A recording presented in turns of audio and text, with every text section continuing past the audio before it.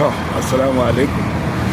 Yan uwa, yanzu ku duba a ce yan uwa saboda Allah saboda Annabi a matsayinka na dan adam musulmi za ka iya ma dan uwanka addu'an cewar ya koma tsinci a bola makamancin haka.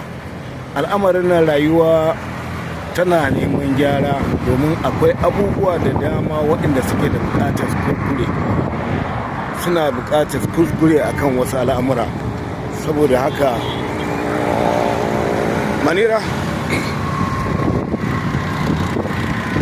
Manira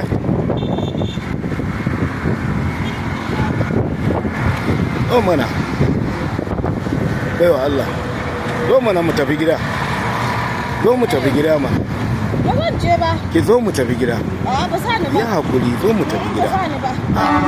Bakin mutane ne ya kama ni, bakin mutane. To yanzu gashi baba da mama suna neman inda kike. Na samu wando. Ya hakuri. Na samu wando. Ya hakuri. Anira. Bakin mutane ne, fatan da suke min kenan, haka suke so su ganni. Allah ya biya musu bukatarsu. Na samu wando. Ya hakuri. Wai su mutanen nan kamar su wane ne? Za mu iya san social media bana. To su yan social media din akwai wani abun da ya hada su da su ne? Abun da ya hada da su na abun da na wusa, haka suke so su ganni. To yanzu wannan wacce irin rayuwa ce irin wannan? Haka suke so su ganni.